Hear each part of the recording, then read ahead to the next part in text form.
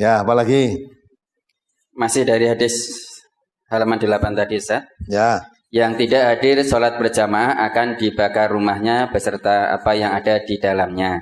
Apakah ini tidak bertentangan dengan Quran surat Al-Baqarah ayat 256, Ustaz? Apa wacana? Surat Al-Baqarah surat kedua ayat 256. La ikraha fid-din qad tabayyana ar-rusydu minal ghayy. Faman yakfur bit-taghuti wa yu'min billahi faqad istamsaka bil 'urwatil wusqa lan fisama laha wallahu samii'un 'alim. Tidak ada paksaan untuk memasuki agama Islam. Sesungguhnya telah jelas jalan yang benar daripada jalan yang sesat. Karena itu, barang siapa yang ingkar kepada tagut dan beriman kepada Allah, maka sesungguhnya ia telah berpegang kepada buhul tali yang amat kuat yang tidak akan putus. Dan Allah Maha mendengar lagi Maha mengetahui. Kamu kok bisa mengatakan bertentangan itu? Bertentangannya di mana? Bertentangannya di mana? Karena ini seakan-akan hadis ini memaksa orang untuk berangkat ke masjid, Ustaz. Kira-kira yang paling paham itu Quran, itu Nabi apa kamu? Ya? Masa ayatnya bunyi begitu kok kamu maksa ke masjid? Padahal ayat itu tidak ada hubungannya. Zaman Khalifah Abu Bakar apalagi orang tidak mau membayar zakat, perangi. Berarti dipaksa harus bayar zakat. Kamu tidak bayar zakat, perangi, halal darahnya. Udah, zaman Khalifah Abu Bakar.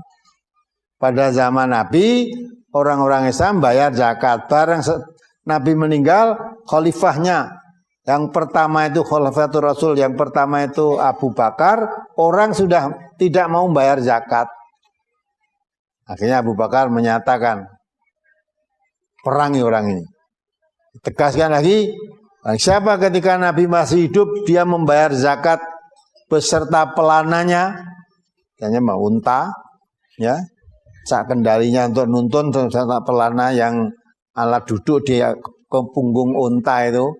Ketika zakat zaman Nabi itu diserahkan kabeh, tidak boleh nanti setelah zaman Abu Bakar pelananya diambil, nggak boleh. Harus seperti ketika zaman Nabi. Maksudnya hukum Islam itu ketika Nabi masih hidup dan Nabi sudah wafat, tidak ada perubahan apa-apa. Ya. Jadi tidak bayar zakat diperangi kok. Apa tidak memaksa itu? Memang tidak ada hubungannya dengan ayat itu. Ayat itu menerangkan la ikraha fiddin. Tidak ada paksaan untuk masuk agama Islam. Jadi kita dijadikan oleh Allah itu, Nabi diutus oleh Allah bukan memaksa orang masuk Islam, tetapi menyebarkan Islam. Islam itu seperti ini, Islam itu seperti ini. Ya tak? Kalau kamu sudah menyatakan diri sebagai orang yang beriman, Allah perintahkan ya ayyuhalladzina amanu udkhulu fis-silmi kafah. Kalau kamu menyatakan saya beriman, masuk Islam secara keseluruhan.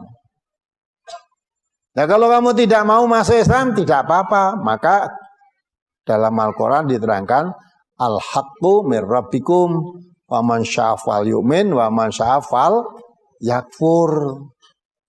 Al-Quran, kebenaran itu dari Allah. Siapa mau beriman kepada Al-Quran, silahkan beriman. Jadi orang Islam. Siapa mau kafir, silahkan kafir. Kalau dia memilih menjadi orang Islam, wajib. Dipaksa oleh Islam itu. Kalau kamu Islam ya, syahadat, sholat, puasa, zakat, haji. Kafah secara keseluruhan. Saya mau masuk Islam. Tapi saya nggak mau zakatnya. Kalau sholat saya mau. Haji mau, zakat tidak mau. Nah, nggak boleh itu. Maka harus kafah secara keseluruhan. Itu rojoannya kabeh itu loh. Kafahi kabeh. Ya. Jadi kalau kamu masuk Islam dipaksa oleh Islam itu. Kamu mau jadi orang Islam? Ya harus zakat. Saya Islam tapi tidak mau zakat, murtad kamu dari Islam. Kafir gitu loh. Ya, zaman Abu Bakar tidak zakat saja dinyatakan murtad jadi kafir. Kalau di tempat kita kan tidak, walaupun tidak sholat masih Islam. Sosok rebutan mudine karo masyarakate nek wong mati ora tau sholat oleh Pak Mudin disolatke. Masyarakatnya yang nyanyol ayo kita sholat kan. Enggak, itu orang enggak sholat. Ya, enggak sholat tapi sudah syahadat. Iya syahadat tapi nganti mati ora tahu sholat, itu kafir. Karena Nabi kita mengatakan yang membedakan antara Islam dan kafir adalah sholat. Kalau dia sholat, perkara sholat diterima oleh Allah atau tidak kita nggak tahu. Tapi dia sholat berarti dia Islam. Ya, nah kalau tidak sholat, tidak usah diragukan, itu kafir. Nah, tapi sudah haji loh. Haji orang sholat itu kafir. Nah itu kan. Nah, tahu. Jadi ayat itu menjelaskan orang masuk Islam itu tidak dipaksa. Boleh Islam, boleh kafir. Tetapi kalau sudah masuk Islam harus mentaati aturan Islam.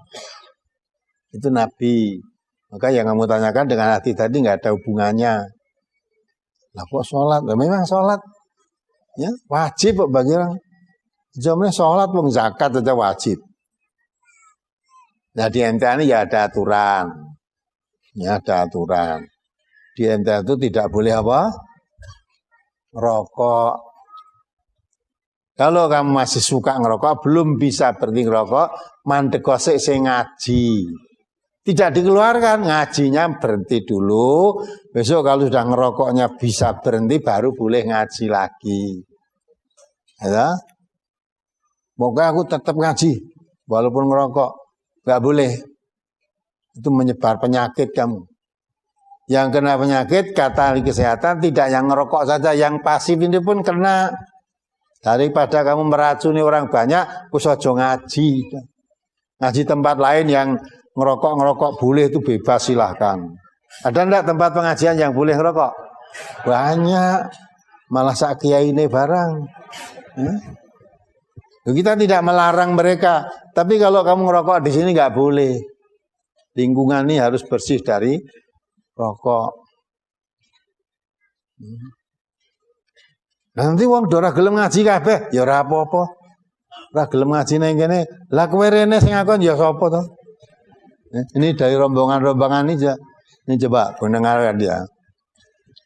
Kabupaten Madiun 4 bis dan 7 mobil. Ini mesti semua enggak ngerokok ini. Kalau ngerokok tahu kok kono ora entuk ora teko ya. Yang kedua dari Banyumas 4 mobil. Dari Kota Semarang 50 orang. Dari Sedayu Bantul 1 bis. Kedunggalar dan Widodaren Ngawi 1 bis dan 5 mobil. Dari Grabak Magelang 10 orang.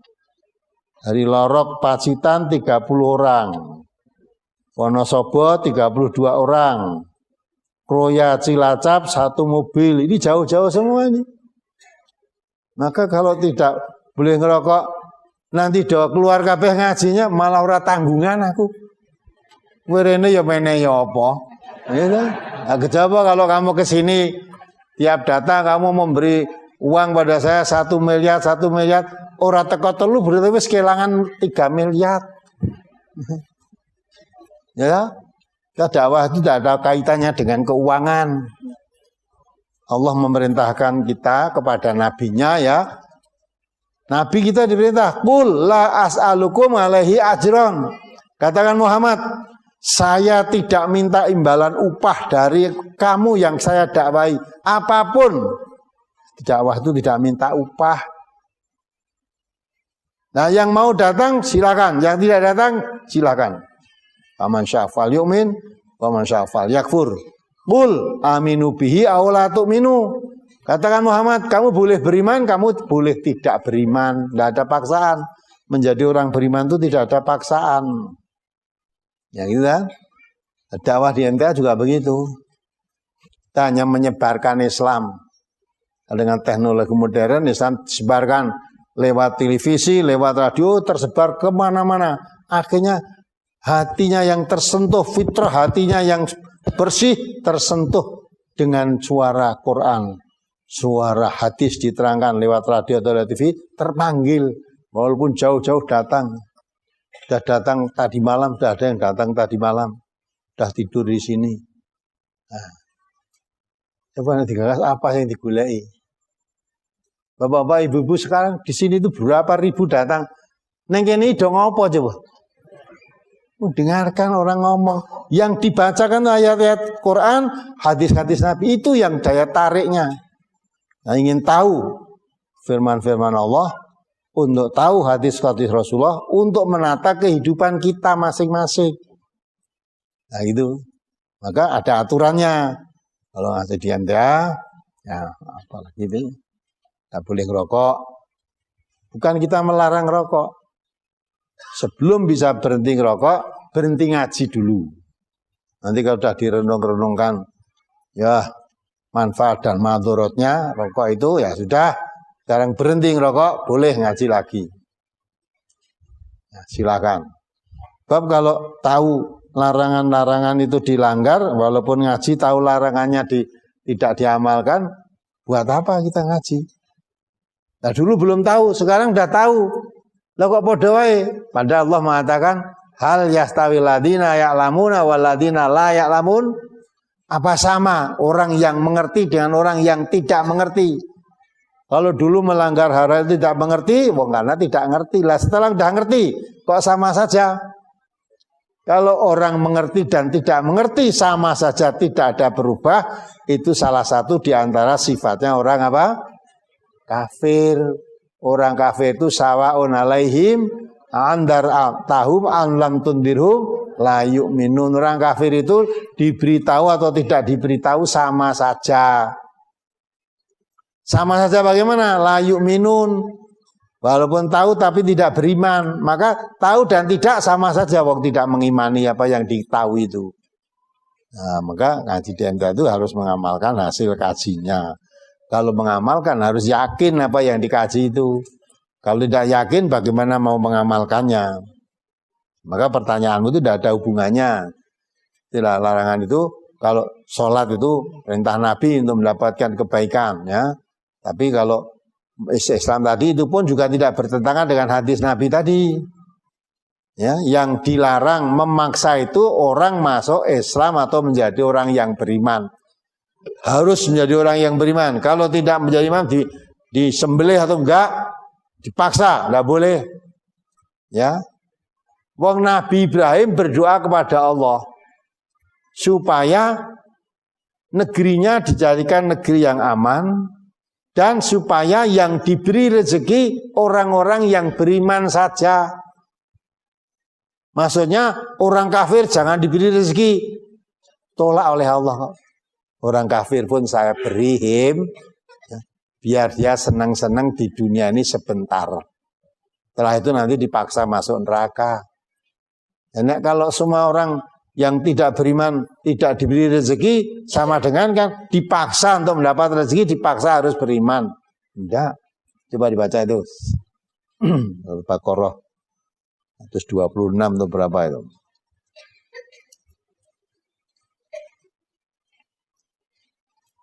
Doa Nabi Ibrahim dulu.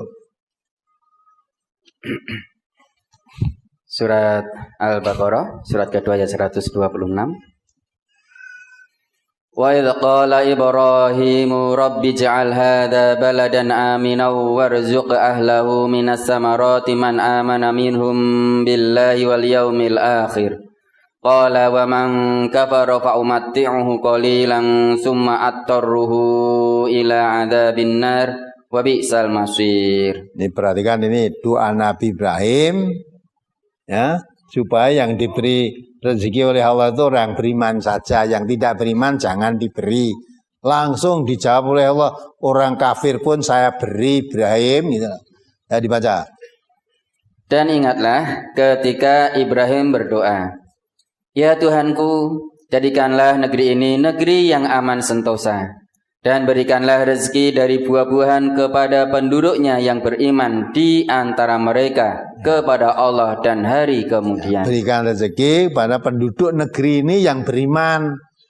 Beriman pada Allah dan Rasulnya. Yang tidak beriman jangan diberi rezeki, itu dah.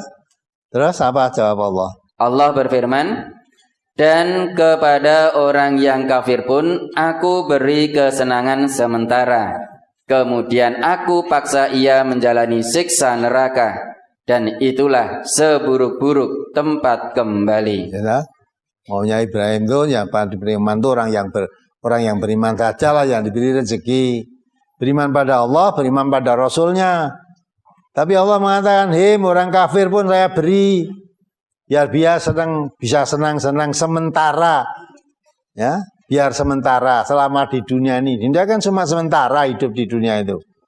Biar senang-senang. Setelah selesai hidup di dunia, dia mati dalam keadaan kafir, nanti masukkan dalam neraka. Kalau masuk neraka memang dipaksa.